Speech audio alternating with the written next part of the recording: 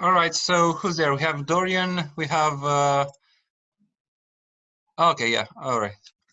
Fernando, the usual suspects. All right, guys, so I have a couple of books here with some very instructive games. We will do some games today, and then I would like to discuss with everybody what would you like to see in these lectures. But for the first lecture, it's you can't go wrong with this. With these games. So let me share my screen. All right. Does everybody see the board? Yep. All right. So if any of you have been to my my previous lectures in the terms, I started with some tactical motives. This is basically going to be the same thing. So I'll start off with some things you guys probably know, and then we'll make it harder as we go. So everybody knows, I'm guessing if you ever played against very weak opponents, that this move is a thing. The simple point is white wants to develop with bishop c4 and take on f7. That is called okay, it has many names, but the sacrifice on f7 is a very thematic in many e4, e5 openings, as well as chess in general. So what we're going to do today is see some instructive games played by very strong opponents that use exactly this tactical motive. So we will start by a game from with a game from 1865 that some of you may know. It's Zukertort against Anderson. So we have e4. By the way, please feel free to interrupt me and ask questions when you want. Can you put your video on, Victor? My video? Why? I don't know. It's just a bit weird that I'm the only one with the video on. All right. Hold on. I'm not sure how. I have just finished the tutorial to be fair with video, so maybe I'm not. I'm not the prettiest today, so I'll maybe in future I'll have my video. I had to work outside. That was why I was late. Fine, I will switch mine off. All right. So we have e4, e5, knight f3, knight c6. Oh, sorry. Yeah. Bishop b5, knight g7. Are any of you familiar with this opening? Hello? I've seen this before. Yes. So the whole point is that Black wants to develop with g6, d6, bishop g7, and claim that he has a very good position. Be careful, though, that I had a game against an international master, and the game went bishop c4, and here knight g7 with the same idea isn't as strong, because knight g5 maybe. No, sorry. I confused. It was d4, and after it takes knight g7. So this doesn't work here, because after knight c3, g6, bishop g5 is almost winning for white, and I won in like 10 moves from here, because the simple threat is I want to play bishop f6, and against bishop g7 there's knight d5, which is very strong. So now if bishop takes d4, I have, for example, bishop takes e7 followed by queen takes d4. So I guess many moves win here. So you can either take with the knight on e7, but probably I would do this and take with the queen. And now against castles we have knight f6 check and followed by mate. So something like this would not be not be great for black. So yeah, if any of you play the Scotch, just remember that this knight g7 thing is not the best thing for black after bishop g5. White is winning. Good. So let's go back to the game.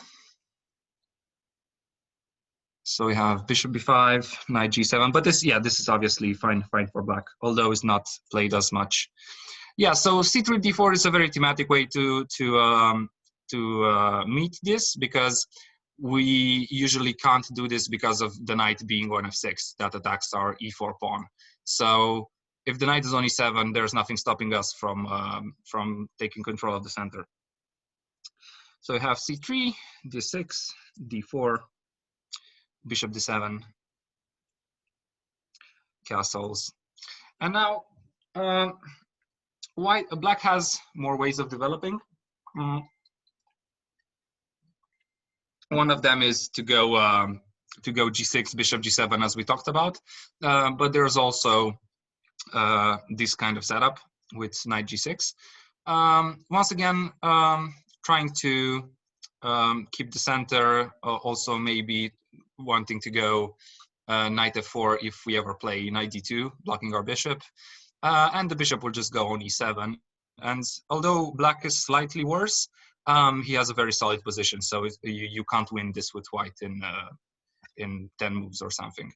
So let's see what Zuckerberg did. So he played knight g5, and this was a trap, but a trap for which Andersen, who was a great player of the 19th century, fell for, curiously.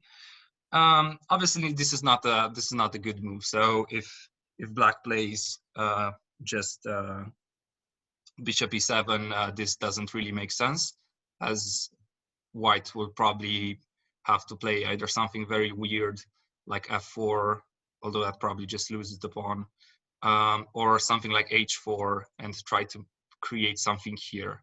Although again, this is very very dubious.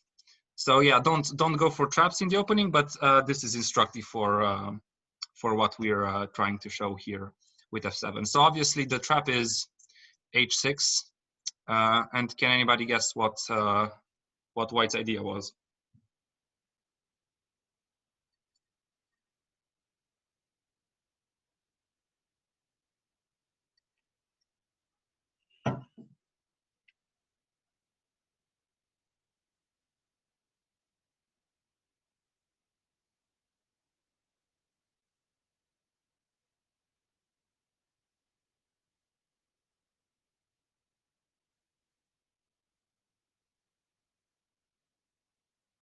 Is everyone muted?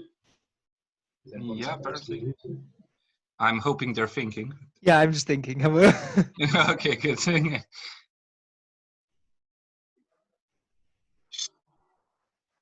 I mean, what I'm looking at is sacrificing an f7 and playing queen f3 and then bishop c4 next.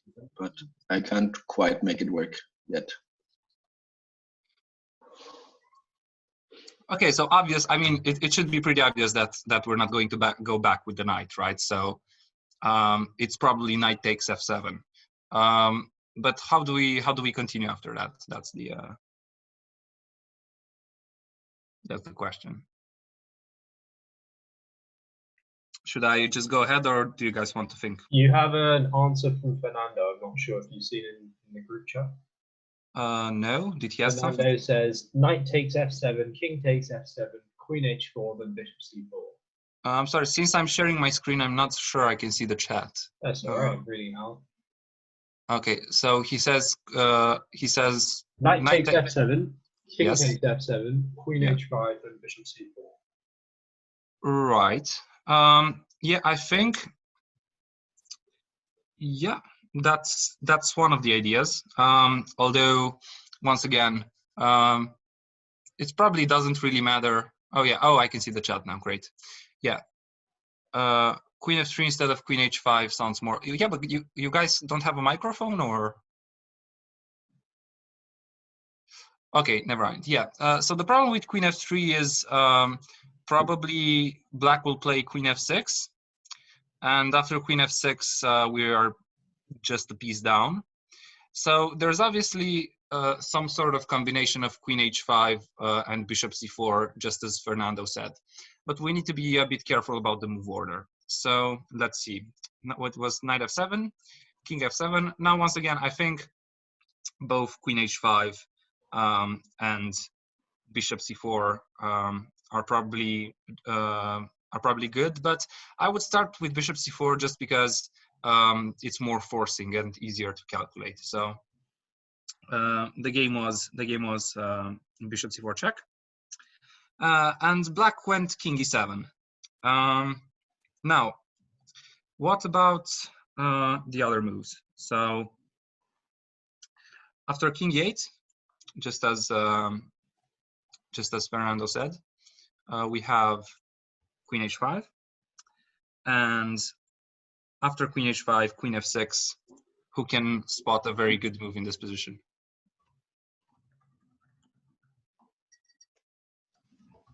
Maybe f4? Yeah, f4 is great. Who said that? Me, Niels. Oh, Niels. Yeah. Very good, Niels. So after f4, black will just not be able to withstand this attack. We are threatening to open up a rook, and if black takes, we could just take with the rook because the knight is pinned, and there's nowhere for the queen to go such that it defends the knight, because after queen g5 we have rook f8, right? So after f4, black is just lost. So probably because of that, Anderson went king e7. But yeah, unfortunately, after king e7, the same thing happens. Only it's just harder for black to defend. So queen h5 again. The knight doesn't really have any great squares. Queen e8.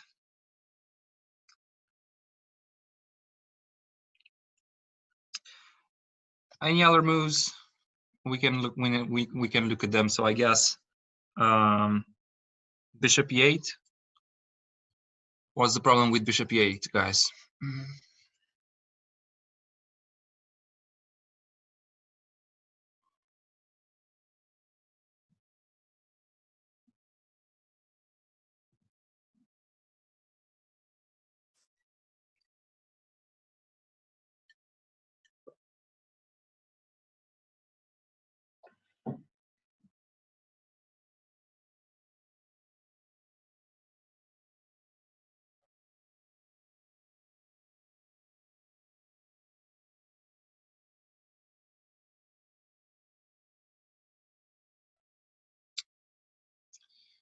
Yeah, bishop g5, Fernando, but please give a full line.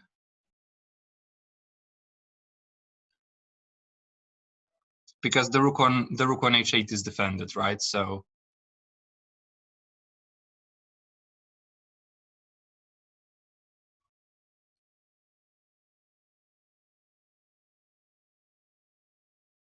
anybody?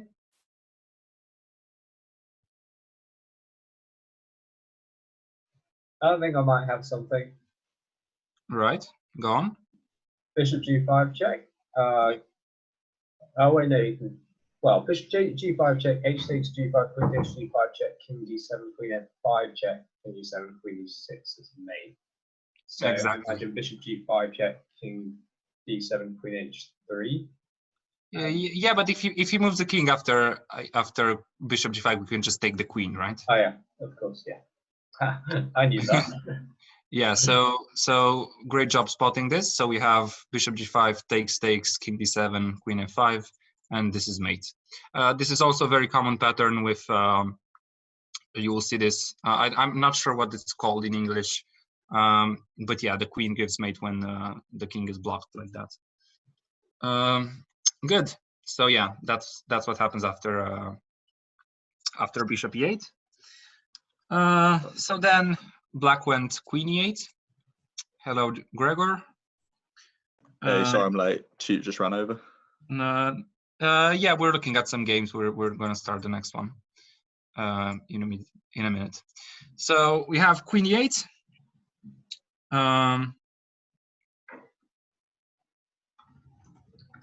And now we have who can spot something beautiful.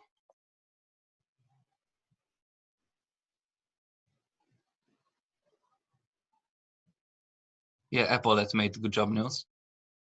It's called mat with epaulets, mat cu epaulets in Romanian, so that makes sense. Come on, guys. What's white play? Maybe still bishop g5? Yeah, you can play bishop g5, but queen g5 is prettier, right? Okay, true. Yeah. Fair enough. So yeah, so this is mate.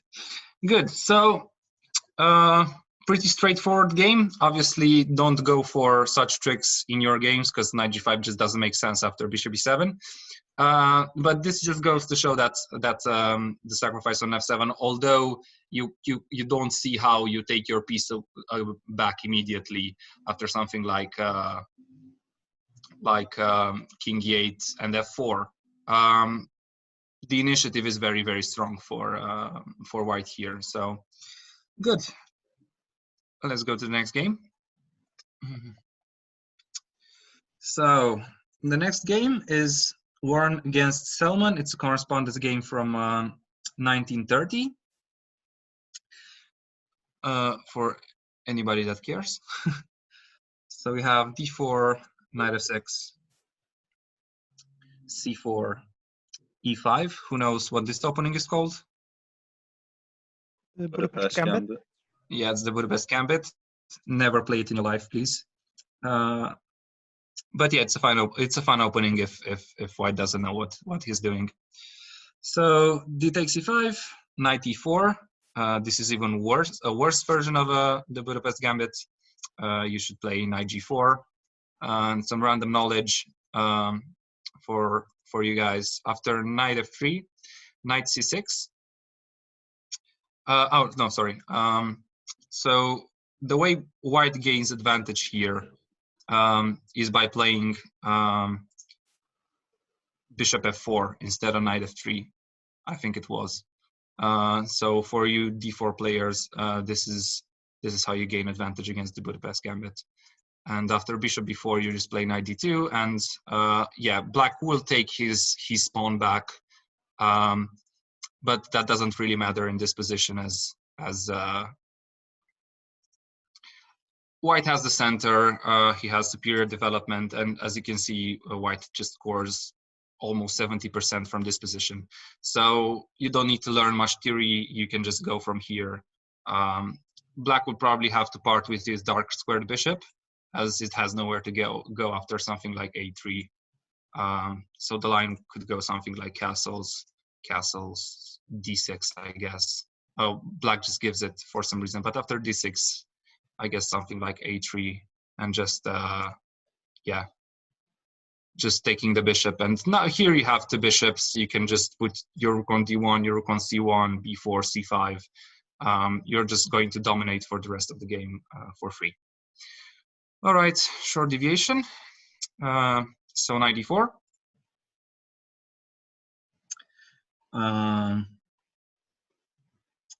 And here white played a3 to stop bishop b4 from happening. d6. So white, black is gambiting the pawn. E takes d6. Knight takes d6, and now who can spot black's threat in this position?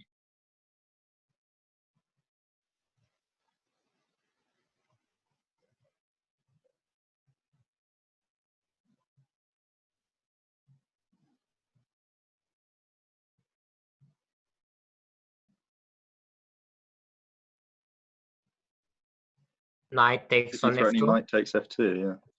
Yeah, exactly. And queen h4. Sorry, so knight takes f2 and then queen h4, you said? I think there's a slightly better move than queen h4. If knight takes f2 and then you just go for a bishop check and then you take his queen. Exactly. So the threat is knight takes f2 followed by bishop g3 check, winning the queen. So black defended from that by playing the move g3. Now, those of you with a eagle eye can see that does not defend from knight f2. So we can just play knight f2 anyway.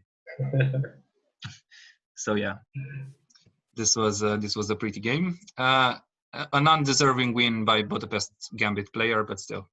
We actually get take the queen with bishop c5 as well. I'm trying to decide. No, because then he has queen king e1, I think. Then you have bishop f2 anyway. Oh, okay, you're fancy. I see. Yeah, okay, fair point.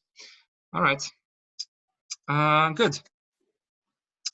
So once again, sacrifice an f2. Very nice. Good. Next game. Next game is Romanovsky against Ludovic from 1934. So very old game. You can't win games like this nowadays, unfortunately. But yeah, these are fun to look at. So we have e4, e6, d4, d5, knight c3, bishop b4. Who knows what this is called? Nimzo, no, not Nimzo. Is it like a winner French? The winner. Exactly. So this is the winner French. This is a position I play with both as white and as black. There are many moves here. Knight g2 is very interesting. e5 is the main move. E takes d5 is a underrated move, I would say. This gives white pretty good advantage. It's not like it's much better than an exchange French. And I think those are the main moves. Good. So bishop e4, a3 was played for some reason. White just said he doesn't want this pawn. But this is not completely stupid. So so here white will obviously get back the pawn somehow, either by playing something like knight g3 and a knight e2, knight g3, or by playing queen e2 or g3, bishop g2. What you don't want to happen is you never want to play f5 in these positions. So what you should do as black here is play knight f6. Although you do lose the pawn after bishop g5, it's much better than playing f5 because this is a very thematic pawn sacrifice. So after f3, if you want to keep your pawn, you probably have to take on f3, because after knight f6, there's bishop g5 once again. And yeah, this is just a great compensation for the pawn from the white side. So without black square bishop, these are extremely weak, especially d5. So I can just play something like, I don't know, queen f2, bishop d3, castles, rook e1, or play a3 bishop, a4 bishop a3 to stop black from castling. So the extra pawn doesn't really matter as long as I have such compensation and this pawn is weak and this bishop is bad. So yeah, don't try to hold on to those kind of pawns. Better just develop with something like knight f6, b6, bishop b7, and you'll be much happier. Good. So 6 queen g4 forced the pawn immediately there. Yeah, obviously, yeah, but yeah, here I wouldn't be that. I mean, I don't know. Here, I guess this makes a bit more sense, I guess, because now, and I don't know, I think now I get to at least plant. I mean, I get to keep. You can't attack this as rapidly, right? So I'll have time for b6, bishop b7. After f3, I can just play b6, right? Yeah, fair enough. So yeah, but yeah, this is a legit move, queen g4 as well. But I would be tempted to try to tempt black into playing f5 here just because of the compensation. But yeah, queen g4 is just as good probably. Right. So black played knight e7, hoping, I guess, for e5, because after e5 we are in the main position of the winner. It's just as if we would have played e5, knight e7, a3, right? So I'm guessing that was what black was hoping for after knight e7. So knight f3, and white just insists on giving that pawn, and now with tempo. Black needs to take it. Knight g5, knight c6, bishop c4. White is not in a hurry to take that pawn. And here, black played knight a5. Now, since we are at the theme of sacrificing on f7, you should be able to spot pretty rapidly what's wrong with knight a5. So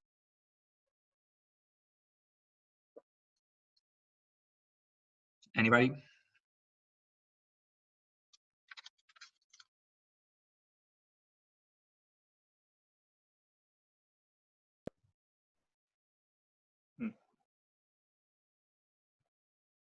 Yeah, exactly, Fernando. So after it takes on f7, this is a fork, right? So this just takes back the piece, and also this pawn will fall, and now black's king is very weak. Now this is not in the book, but it's pretty it's pretty instructive. So is there anybody who plays the Scotch Gambit, this position, with black or white?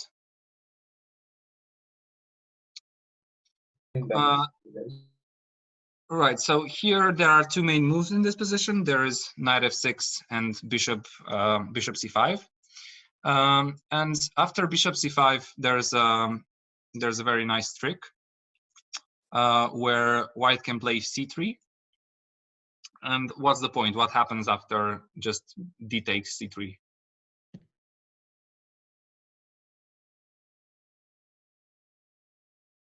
We can sacrifice the bishop on f7 and then queen d5.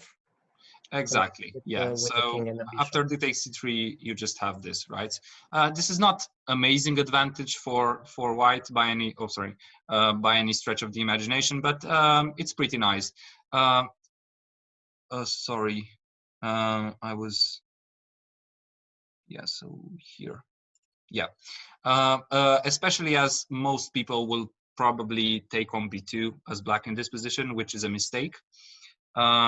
So in this kind of position where white has such a huge lead in development, and also your king is in the center, it's much more important to finish developing your pieces than to run after pawns.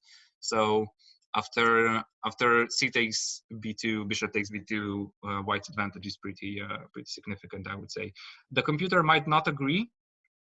I'm not sure. I haven't checked this position in a while. I used to play this as a kid. Wait, where's my computer? Hello? All right, my computer is.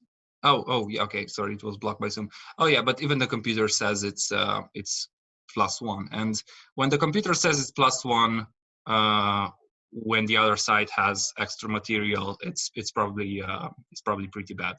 There's no immediate win here, but just castle, play e5, something bad will happen. So this is a cute trick in the opening for those of you that play the Scotch. Good.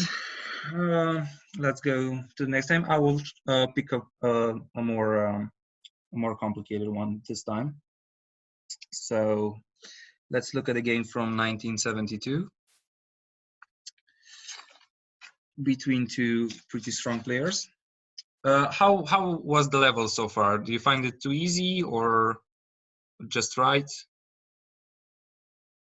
If you can type in the chat or say. Yeah, I would say it's about right. All right. Anybody that disagrees? Yeah, that's right. I think it's okay. Okay, good. All right. So let's look at this game. 1b3, terrible move. E5, bishop b2, knight c6, e3. If you ever face this as the black, most of the people that play this only know the main lines with bishop d6 or or knight f6, or this is a very cute move you can try out with black. The whole point being that now all they know with bishop b5 doesn't make any sense, because you can just, yeah, you just have a bishop here. Black is already better. And if not, you just develop like we saw in the last game. So you just play d6, g6, and even after d4, you can play g6. Oh, sorry.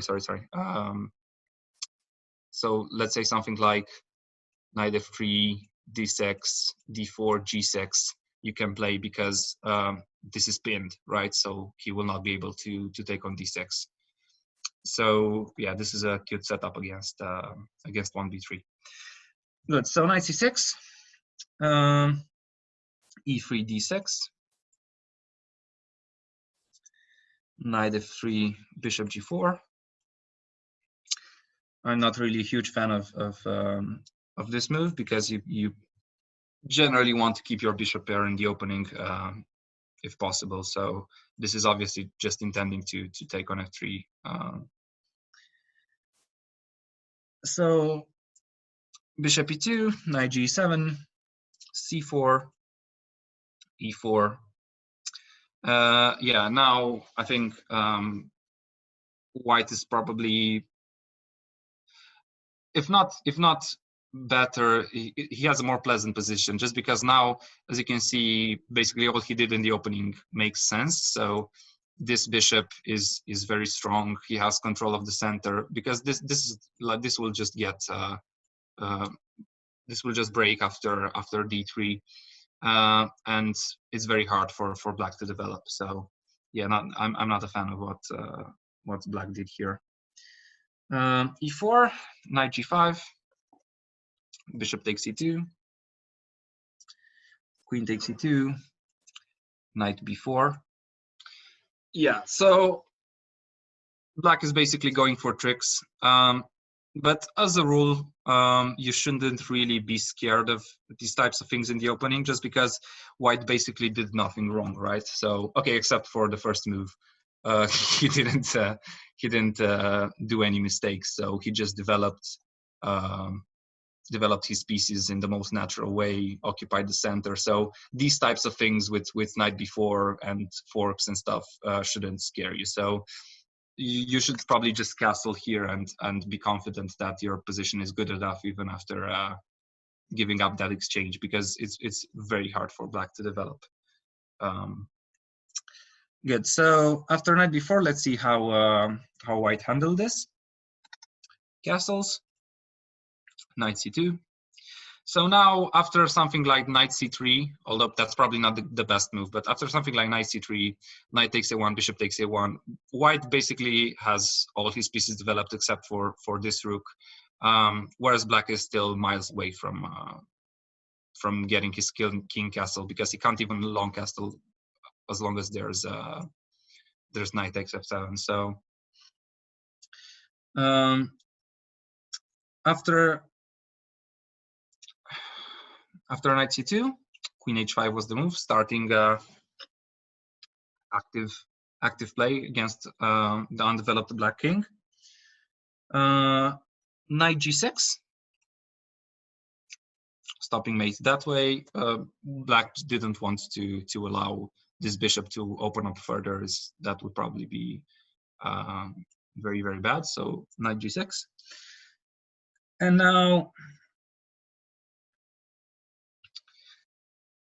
let's stop here for a second and think, how would you proceed here? So there's a couple of options. You can take the pawn on e4 and just claim compensation. Maybe there are some tactics. You could just continue developing with knight c3. So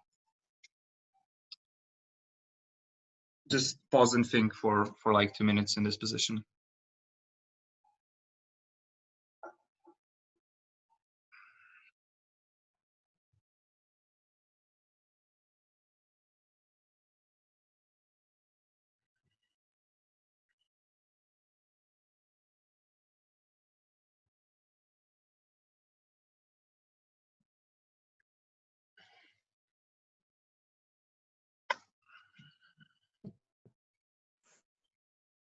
knight takes on f7 maybe. All right, what's the point? Well, that would be followed by queen f5 check, and if king goes to g8, then queen d5 mate, and if he goes to the e file, then just take on e4 followed by taking the knight. Yeah, that is very well spotted and very good. So here after knight f7, yeah, white is just winning. Now both queen d5 and queen f5 are very good.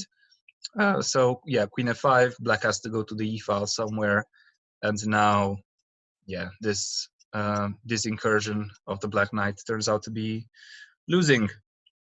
So basically, I think many of you would be quite scared in this position as white after knight b4, because yeah, you think that you are basically losing an exchange by force, as you can't defend from both knight d3 and knight c2. But as long as you didn't do anything wrong in the opening, you just play developing moves, you can't ever be just losing straight out of the opening for no reason, right? So do trust the basic principles of chess that say you cannot just give away your bishop pair in the opening, create weak pawns, and just go on a wild goose chase with your knight. And try looking for tactics, because yeah, I don't think that it's very obvious in this position that after castles knight c2 queen h5 works. But after you give it some thought, just based on opening principles, you should be able to spot it. Good, very good. Let's do another one.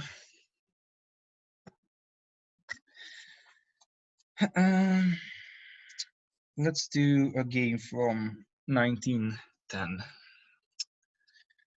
So yeah, this looks fun. So we have e4, e5, f4, question mark. Although I do play this as white sometimes. Yeah, unless you know a lot of theory, don't try this at home. E takes f4, knight f3. If you face this as black, the best move here is g5, as crazy as that looks. Yeah, theory has proved that black is just better here. So knight f3, bishop e7. This is one of the weird defenses, I would say. Bishop e7, bishop c4, bishop h4 check, g3. Obviously, this is an opening trap that that black fell for. So f takes g3 and castles. Now, once again, what's the first thing that pops up when you look at this position? You do feel that there's something that is going to happen on f7, right? So bishop f7 is a threat in this very moment, followed by knight takes h4, or knight e5 check and queen h5. So you don't really care about pawns in this in these openings, just because of the fact that this is basically what white wants when he plays to f4. He wants to give away all his pawns and just get a very good initiative going. So although bishop e7 is a good move, you can't follow it up by bishop h4. Just keep developing with something like knight f6. Even d5 is not such a bad move, just to open up the bishop. So yeah, be careful. Castles. After castles, g takes h2. And now, very important, that pawn on h2 protects the white king more so than it does any harm. So although taking on h2 here would not be a mistake, there's no point, because you will want to take this at some point, right? If there might be some tactic at some point where you want to take on h4, and you don't want the queen to take with check. It's not like this pawn is going to queen anytime soon, right? So this pawn basically protects your king, and as long as it does that, it's very good. This is a very thematic thing to do, by the way, when you see it in Sicilians and French positions where there's a pawn storm, and when the opponent takes on h7 or on h2, you just play king h8. You don't take that pawn because that pawn protects you more so than anything. And if you ever go to an end game or something, although this is not really the kind of position that goes ever to an end game, you will be able to recapture it anyway. So king h1, a very good move. Do stop me, please, if I'm going too fast or don't understand something. So king h1, d5. As I said, this is a very good move.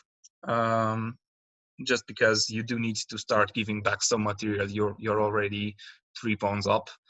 You need to start developing your pieces with tempo, otherwise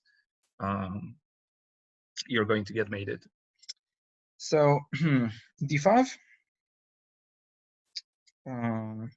E takes d5. Now, why e takes d5 and not bishop takes d5? Because bishop takes d5 kind of looks more natural, right?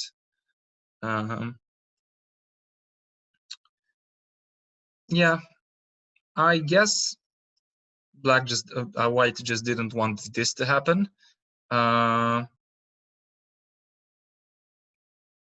because now I'm not sure about the evaluation of this position, but probably black is just better because he gets to castle by hand, right? Although, wait, e5 here. Oh no, e5 we have queen d5 check and taking the pawn. Yeah, so here black just gets castled and he has some extra material. Yeah, but yeah, it's a wild position, so you can never really know. So he took with the e pawn, probably planning on some d6 tricks later. Although I will admit it does look pretty weird. Oh yeah, also after bishop f7, knight f6, in case you didn't notice, if you take here, he can just take on d5 and then recapture on h4, right?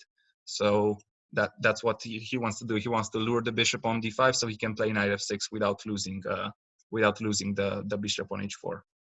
And white is taking with the e pawn, just so that black can develop comfortably, right? Because now if black plays knight f6, he loses the bishop. Good. So he takes d5, knight f6 anyway. Sorry, bishop f6, because after knight f6 he loses the bishop. d4, knight e7.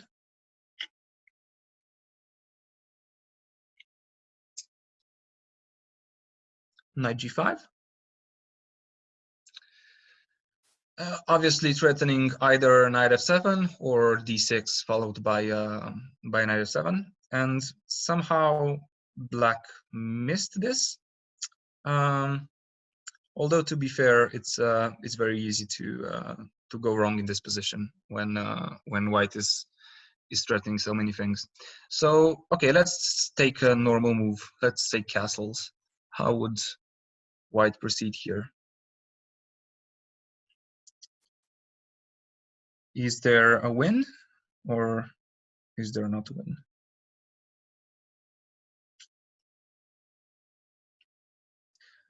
I'm not quite sure either, so I'm looking to probably just queen h5 generates a lot of play. So something like queen h5 threatening mate. Now if h6, who can spot a nice tactic?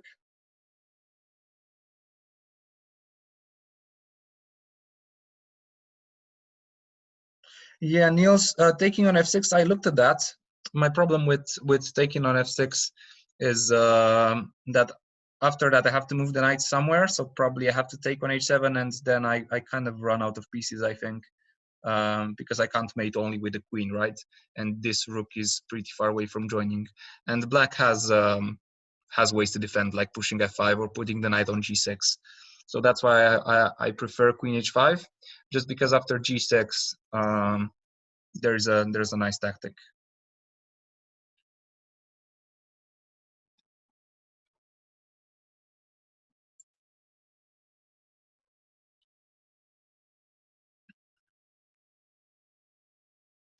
It's not so much a tactic, but does bishop d3 keeps your pressure on the h7 square, so then black could never capture the knight with the.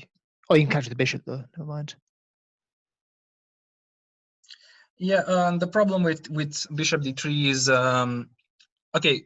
First of all, it doesn't really threaten something, and second of all, you do lose this with check, right? And then it's probably not what you wanted. No, but d6 probably works. Well, yes and no. So d6 probably black can just take, and after you take here, you didn't really accomplish anything, right? So now black is really just a few moves away from being all right. So like something like bishop e6, knight c6, and it's going to be very hard to, you have no more pieces to mate black with, right? So d6 straight away doesn't work.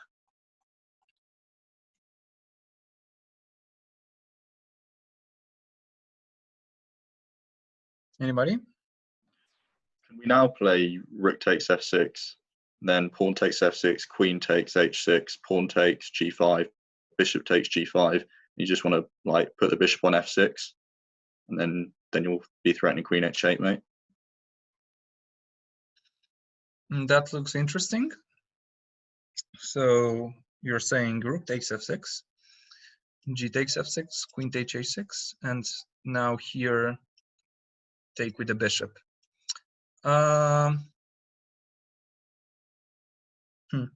Yeah, this would work probably if not for knight f5, which is annoying. The problem is that you can't defend your bishop, right? Because after queen h5, there's knight g3. So then you probably have to exchange queens, and then you're just 2 pieces down, or like a piece and an exchange. But otherwise, yeah, I think this would be all right. Probably, yeah. Yeah, but unfortunately, there is knight f5, so this doesn't work. Anybody else?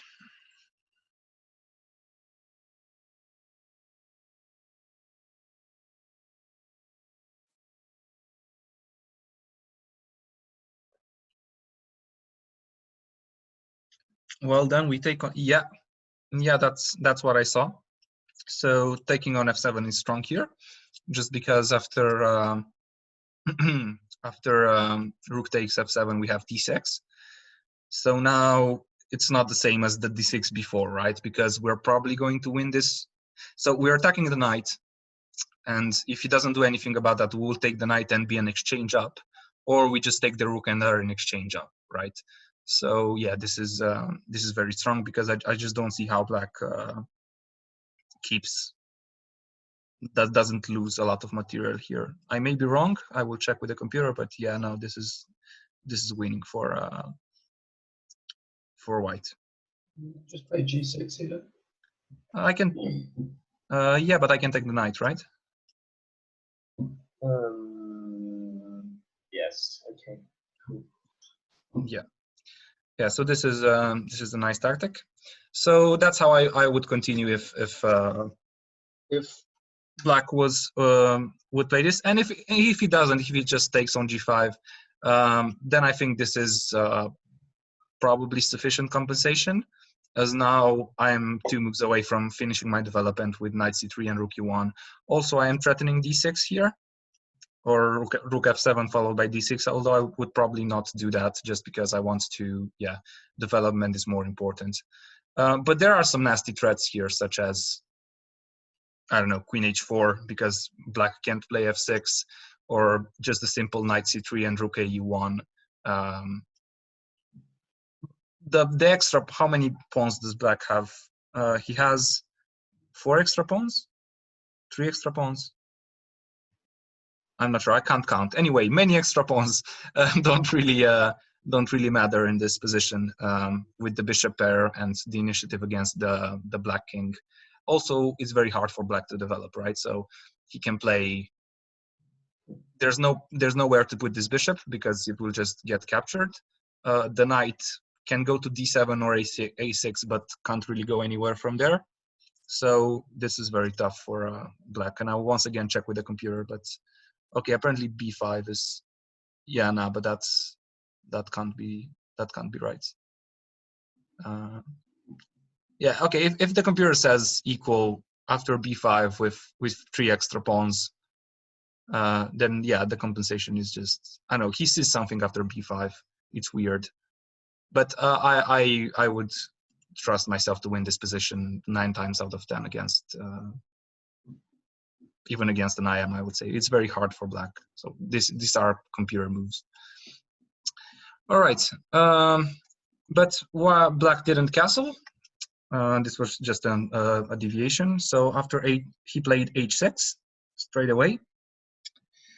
And now after h6, after what we discussed previously, so there's a couple of things we could do actually. We could play knight f7 and d6, which is probably what everybody has spotted this far. I'm looking if queen g5 is any, or queen h5 is any good, but probably just g6 wins for black. So yeah, then we take on f7, which everybody should have spotted, but at this point, as we just talked about this tactic. d6. Now king f8. Yeah, and now in this position, it's very important not to hurry, right? So you could take the knight and probably, I don't know, very complicated position. But don't hurry, like maybe there's a better move than taking on e7.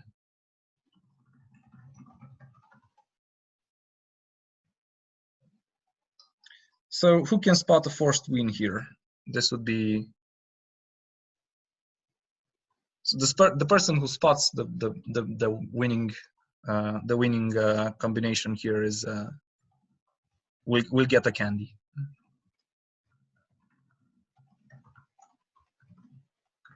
That goes for you too, Aloysius, by the way. Sorry, what? How does white win here?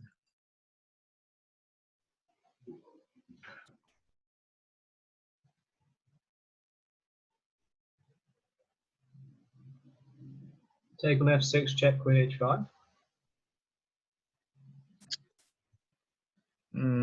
I have rook h7 in that position, right?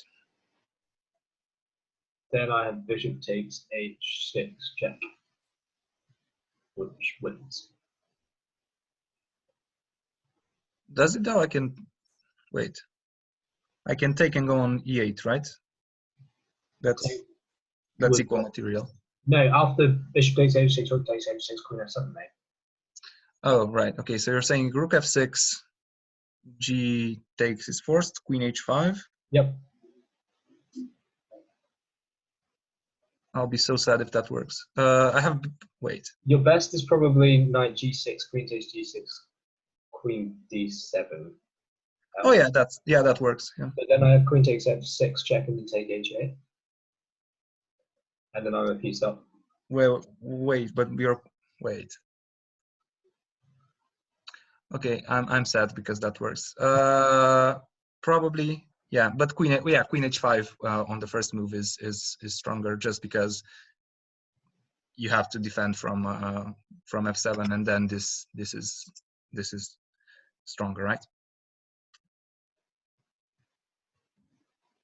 Yeah. So this is basically the same idea, but yeah, well spotted. I will give you candy when we meet. Thank you. Yeah, so yeah, this is the point. After queen e8 and takes on f6, this will be mate because of the powerful bishops. Good. So once again, sacrifice on f7. Don't go for pawns in the opening. You laughed at people for not having style before, and yet you still played bishop takes h6 check there instead of queen takes h6. Okay, fair enough. Yeah. All right. Now we have a couple more minutes, so we'll do another pretty game, and then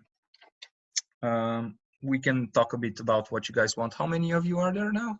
There's 10 participants. So okay. So let's do a quick game, and then we can talk a bit. D4, D5, C4, E6, Knight C3, Knight F6, Knight F3, Knight BD7. Nakamura keeps playing this in rapid. If any of you are following the Magnus Carlsen Invitational. E3, C6, Bishop D3, Bishop E7, castles, castles, E4, very thematic. You want to take the center. This is theory, actually. D takes C4, which is already dubious, I would say. You want to take the central pawn, not the side pawn. Bishop takes C4, Knight G5. Already we're starting to see some things happening. H6, the usual mistake people keep making for some reason. Right. So, how do we go about this H6?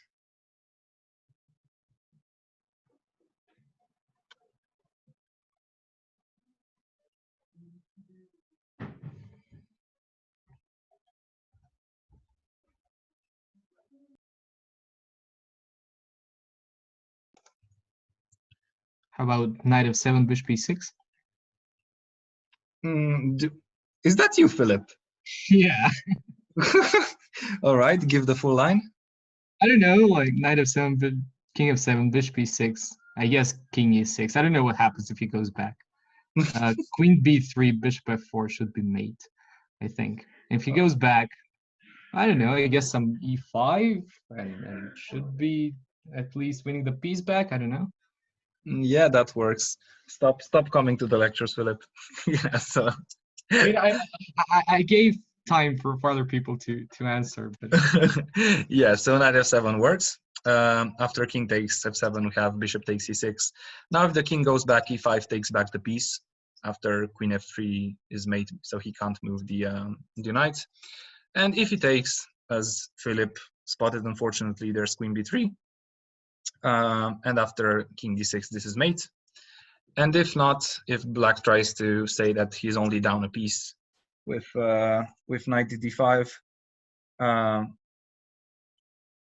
we can just take with the Knight, which is pretty, because there's an epaulette mate, as I've learned it's called.